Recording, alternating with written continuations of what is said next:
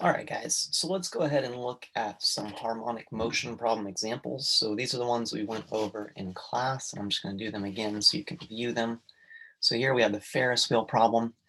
Remember, all of these are involving something that's varying sinusoidally, whether that's rotating in a circle or something that's sort of oscillating up and down. We'll kind of address how each one kind of fits into that sinusoidal pattern as we're talking about it. So let's go ahead and read this problem real quick and kind of think about how we can come up with a graph and an equation. All right, as you ride the Ferris wheel, your distance from the ground varies sinusoidally with time. When the last seat is filled and the Ferris wheel starts, your position is shown in this figure. Let t be the number of seconds that have elapsed since the Ferris wheel started. You find that it takes you 3 seconds to reach the top. That's important. I'm going to actually underline that one right away. 3 seconds to reach the top, which is 43 feet above the ground, and that the wheel makes a revolution once every 8 seconds. Revolution every 8 seconds. The diameter of the wheel is 40 feet. All right, so this problem is a sinusoidal variation because we're moving around a circle.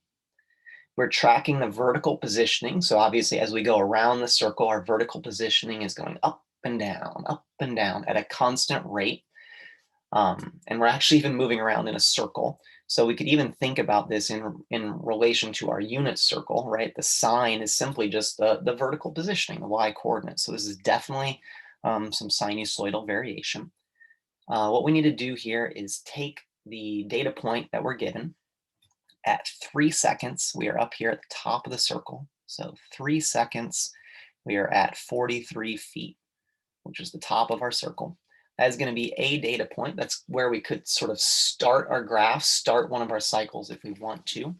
And then this other piece of information that I underlined was that the Ferris wheel makes a revolution once every 8 seconds. That's actually telling us the period. That tells us how long it takes for the Ferris wheel to complete a full cycle, or for our y values to start repeating. So our period here is 8 seconds. All right. The Ferris wheel, the diameter of the Ferris wheel is 40 feet. That is actually also useful, right? Because that tells us the distance between the minimum values and our maximum values on this case. So let me fix that line there. So there we go. So that's 40 feet, which means that the difference between our highest point, 40, and the midline, which would be right down here, this is 20 feet, right? Same way down here, 20 feet. The midline is sort of the middle of our Ferris wheel. That's where we would be sort of at kind of equilibrium. We're kind of oscillating around that. We're going 20 feet above it, 20 feet below it as we move around and around the circle. The only other thing would be to sort of figure out how high off the ground we are here. So if we're up at 43 feet at the highest and the diameter of our wheel is 40, that's going to leave us right down here. We're going to be at 3 feet. So this is down at 3 feet. That's going to be maybe useful when we're scaling the graph and things like that. Okay, so let's keep talking. Let's keep working on this. Trying to find a good place from this. All right. Now we need to kind of take some of this information and start trying to scale our graph. I'm going to start with the y-axis. I think that'll be the easiest. We know we need to go up to 43 feet at a maximum and down to 3 feet at a minimum. So if this is 0 down here, I believe there's 11 lines here. 1, 2, 3, 4, 5, 6, 7, 8, 9, 10, 11. I think we can count by fours. We don't need our graph to be super precise, but something that sort of accommodates it well. So counting by 4 is going to work for us. 0, 4, 8, 12, 16, 20, 24, 28, 32. Great, that just barely fits everything in there, right? Because our maximum is here at 43 and our minimum is down here at 3. I'm going to go ahead and draw in some guiding lines for those particular values. So 43 is our maximum, so I'll put a line right down there. 3 is our minimum, so I'll put a line down right down there. And I can kind of average those to figure out where our midline would be. Or I can just kind of use this math here. It's 20 feet below 43, so that's actually at 23. That is our midline. Remember that midline value is also the vertical shift. So our vertical shift is 23 feet up. That's where our midline is. Okay. Now we're going to take the one data point that we do know, the maximum. At 3 seconds, we were at a maximum of 43 feet.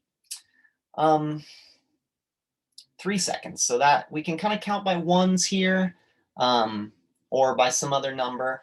We know that it's going to take 8 seconds for us to complete a full cycle all the way around this Ferris wheel. So if we're starting at 3 seconds and we add a full period, a full cycle of 8 seconds, that means that we need to make sure we go out to 11 seconds. So I think we have enough spaces to just count by one here.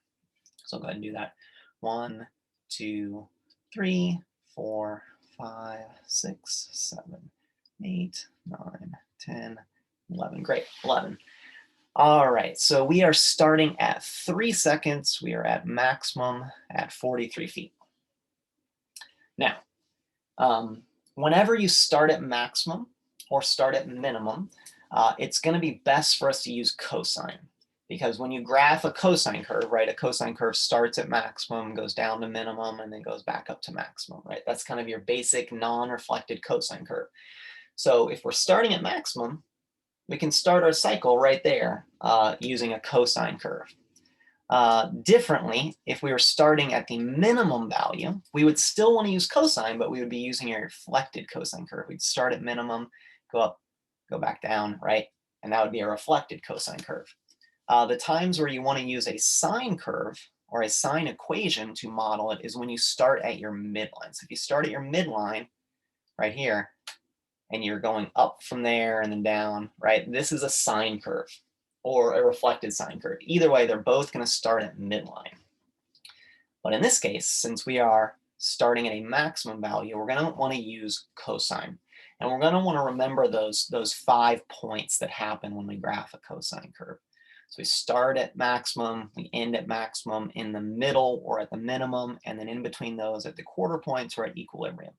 So we're using that 5 points or 5 friends method to kind of help us sketch out what this curve is going to look like. So we're starting at maximum. We just talked about it right here, that at full period, 8 seconds later, at 11 seconds, we're going to be back at maximum because that's how long it takes. We started at maximum right here up at the top of our Ferris wheel. 8 seconds later, it completes a full revolution and we're right back up at the maximum. Now, knowing the rest of what we know about a cosine curve, we can kind of fill in the rest of this. In between these values, we're going to be at the minimum, at our middle. We're going to be at our minimum. So the middle of 3 and 11 is going to be 7. So at 7 seconds, we'll be down at the bottom of the Ferris wheel at 3 feet. And then in between those, we're going to be at the midline value. So in between 3 and 7, which is 5, we're going to be at our midline height at 23 feet. And then in between 7 and 11, which is 9, we're going to be at the other midline value, the other 23 feet mark. So here are the 5 points necessary for us to have created this graph. And I'm just going to sketch it in as best I can. Something like this. There is one cycle of us moving around the Ferris wheel, kind of following that up and down pattern. Now, we don't know a ton about what's going on here. We could answer some questions. We could answer like, when would we have reached the bottom of the Ferris wheel? That was at 7 seconds. One thing that we don't know that I think this problem is kind of leading towards is we don't know where we were when sort of the Ferris wheel started. So this t=0 point. So we don't know there. We could sort of work our graph back and make an estimation here. Because we do know this distance here is 2 seconds. So that's going to be symmetrical here. So we know that we would be at this equilibrium right here. And then at 2 more seconds, we'd be down at our minimum value again at 3. So we'd be down here, but we don't really know. I mean, that looks like it's around 8, but my graphing is not particularly precise. So, you know, 8 could be the answer. It could be lower than that. To get a real precise answer, we're either going to need to come up with an equation that we can use or actually use like Desmos to graph this situation. We'll actually end up doing both over the course of our time here. Anyway, yeah, so now let's kind of take the information we have here and try to come up with an equation. I'm gonna undo some of the drawing that I did there to give me some space. All right, so remember we have modeled this using cosine. That's a cycle of cosine. So we're gonna write our equation using cosine. And the things we need to know the amplitude, which we've already figured out, right? Amplitude was 20. We need to know the b value, which we can figure out. The b value is going to be based on what our period was up here, 8 seconds. Because remember that there is a relationship that the period equals 2 pi divided by b. So we can use this relationship to figure out the b value, which we will need for our equation. Let's just go ahead and do that real quick. So we have 8 seconds equals 2 pi over b. Multiply both sides by b, we get 8b equals 2 pi.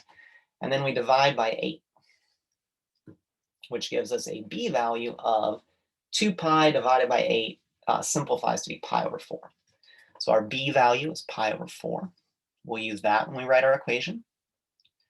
The c value, that has to do with our phase shift. That has to do with where our graph starts. So since we started, we moved to the right from 0. We moved to the right 3 units. So our c value is 3. We started at 3. So we started our cycle.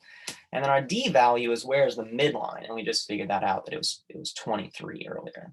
That was where our midline existed.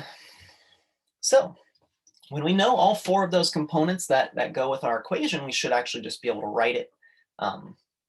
So our equation here is going to be y equals 20 cosine. B value, which is pi over 4. We're writing this factored out, and this will be x minus 3. Minus means it's to the right. The c value is positive. Close this parentheses, and then plus 23. So that's going to be our equation there. We are actually going to select this here so we can bring it over to the next page. So we are going to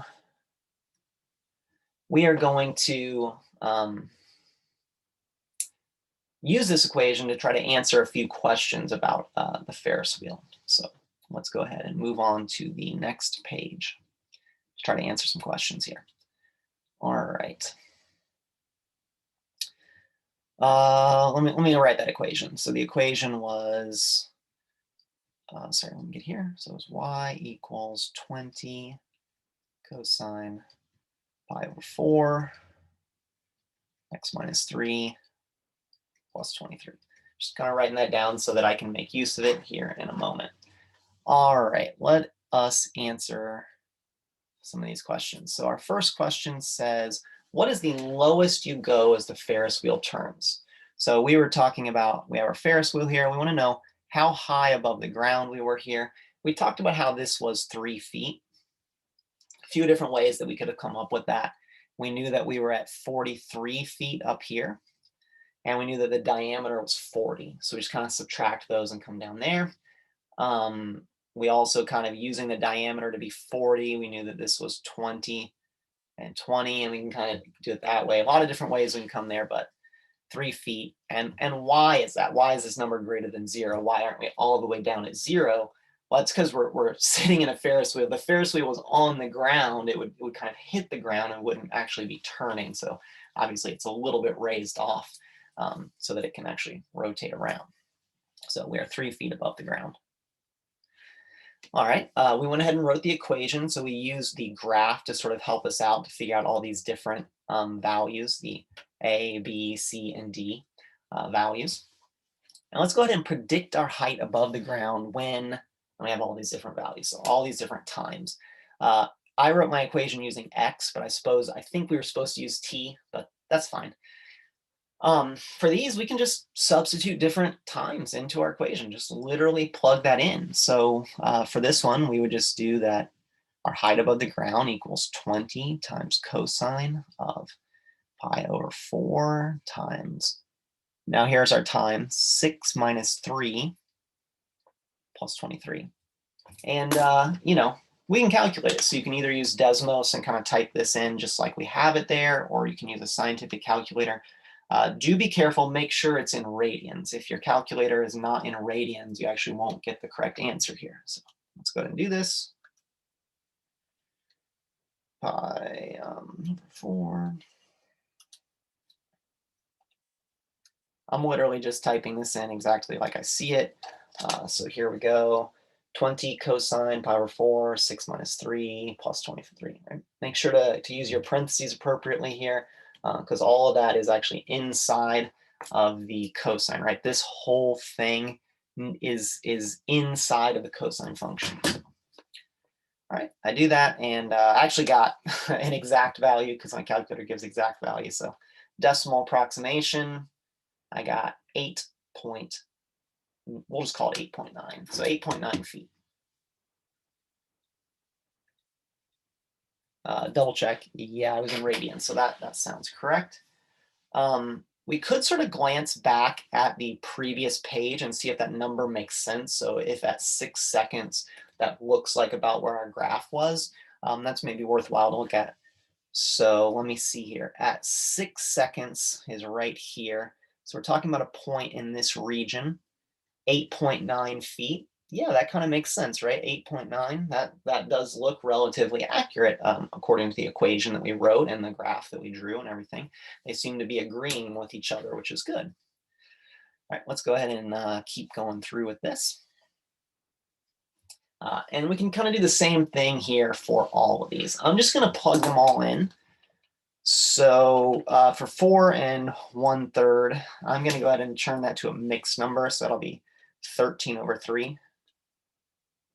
Okay, so 13 over 3, did my calculation here. I got 33 feet, 33 feet exactly. That's actually nice. So that would be y equals 33. And then 9, so at 9 seconds, 9 seconds, there we go. We're at 23 feet, so 23 feet. And time equals 0, so at 0 seconds. So I'm gonna go ahead and change that one as well, 0 seconds, and get my decimal version. And I got 8.9 again, 8.9. And that's pretty close to what we predicted. We had it around 8 when I kind of sketched it back to the graph there, but our graph was not particularly accurate, and the equation is obviously very accurate. It's going to give us the right answer.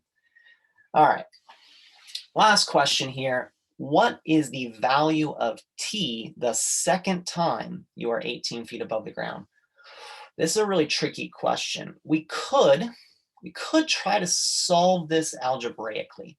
This is a y value, and we could simply plug it in for y and kind of come up with an equation like this. So 18 equals 20 cosine 5 over 4 x minus 3 plus 23. So we could try to solve this equation for x, or time in this case, right? We'd get rid of this 23, subtract it on both sides, divide by 20, have to use inverse cosine to get rid of that cosine, and kind of start unraveling this until we get x equals a particular value. The problem is these functions are cyclical. It's going to hit 18 a lot of times, right? An infinite number of times. It's going to keep hitting 18 feet. There's a bunch of different times that we're at 18 feet. How can we be sure that the number we solve for is the second time? The answer here is we sort of can't. We could, but it's really complicated.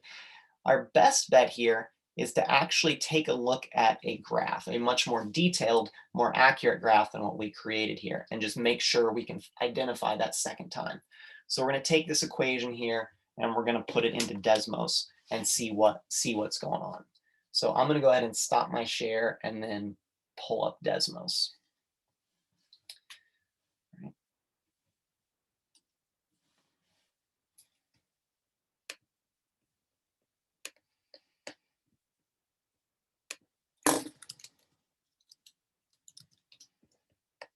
And this will give me a chance to talk to you guys about Desmos as well. Okay, so Desmos, few things about it. Obviously, this is kind of the default graph. We're probably going to need to change the scaling when we type our equation in here. So let me just go ahead and do that. So the equation was y equals 20 cosine pi. You can just literally type pi and it changes it to pi. So pi over 4, x minus 3, close parentheses, plus 23. So this is not too bad. We can sort of see what's going on enough, though. Let's make sure we change our scaling, particularly on the y-axis. So let's go up to 50 and down to, I don't know, -10. And we'll count by, oh, I meant to go that the other way. So start at -10 and go all the way up to 50. Okay, perfect. Desmos does default to radians, so make sure it is in radians, but that is the default. And let's just count the x-axis by ones, just so that we see things. Awesome. So here's our graph. Obviously, before x equals 0, we don't really care about that left side over there. At x equals 0, that's when the Ferris wheel actually started going. We started sort of timing things, and that's the value that we figured out earlier at time equals 0. 8.85, we rounded that to 8.9. So we are looking for the second time that the graph is at 18 feet. So as we're looking at it, here's 1. It hits 18 feet somewhere in this region here. And then we go up, up, up to the top, and then we're going back down, and it's hitting 18 feet again right there. So this is the second time, right? It hits it on the way up and then hit it on the way down. That's the one we want to find. I'm going to go ahead and graph a horizontal line at 18 feet. So y equals 18 is a horizontal line, and it'll find all these intersection points automatically for us. And I can open them up and kind of take a look at them. So the first time we hit 18 feet was here at 0.678 seconds, here at 5.3 seconds, 8.7 seconds, right? These are all the times. The question asks us to find the second time. So here is the second time right here. When we if we tried to solve that equation, there's no guarantee that we would have solved for this particular value. We could have solved for really any of these values. I mean, there are ways for us to figure out which one we were going to solve for, but there's no guarantee that we would have gotten the second one. We could have gotten any of these other ones, depending on what our equation looked like and what cycle we used to write our equation. So the best way to answer these questions where it's asking something really specific about the second time or as you're going down or something like that, where there's a lot of specific nature about when you're looking for that, you really want to examine the graph on Desmos here. Yeah, I'm going to go ahead and stop my video here and kind of look at some more examples in another one, and see you guys there.